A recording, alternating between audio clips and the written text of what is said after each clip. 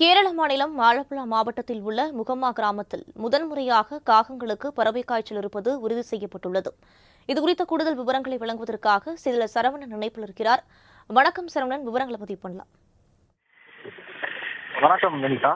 கேரளாவில் மக்களை அச்சுறுத்தி வரக்கூடிய பறவை காய்ச்சல் கடந்த சில மாதங்களாகவே தீவிரமாக பரவி வருகிறது. இந்த நிலையில் கேரளாவில் பரவக்கூடிய இந்த பறவை காய்ச்சலை கட்டுப்படுத்துவதற்காக கேரள சுகாதாரத்துறை அமைச்சர் வீணா ஜார்ஜி தலைமையில் மருத்துவ குழுக்கள் அமைக்கப்பட்டு கேரள மாநிலத்தில் இருக்கக்கூடிய பல்வேறு மாவட்டங்களில் முன்னெச்சரிக்கை நடவடிக்கை என்பது மிக தீவிரமாக எடுக்கப்பட்டு வருகிறது.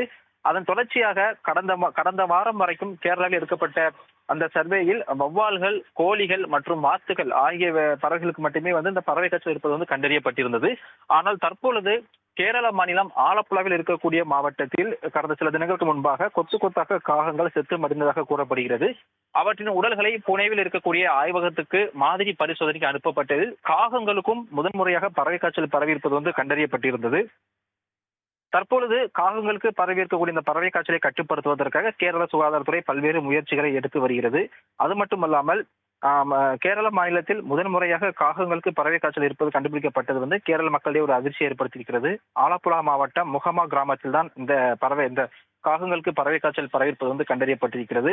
தற்பொழுது அந்த கிராமத்தில் பல்வேறு முன்னெச்சரிக்கை நடவடிக்கைகள் எடுக்கப்பட்டு வருகிறது. அது மட்டும் இல்லாமல் கேரள சுகாதாரத்துறை அமைச்சர் வீணா ஜார்ஜ் தலைமையில் அமைக்கப்பட்டிருக்கக்கூடிய இந்த மருத்துவ குழுவினர்கள் மற்றும் கேரள சுகாதாரத்துறை குழுவினரும் கேரள இந்த பறவை காய்ச்சலை கட்டுப்படுத்துவதற்காக பல்வேறு முன்னெச்சரிக்கை நடவடிக்கைகள் எடுத்து வருகிறார்கள். வினிதா, விரிவான விவரங்களுக்கு நன்றி சரவணன்.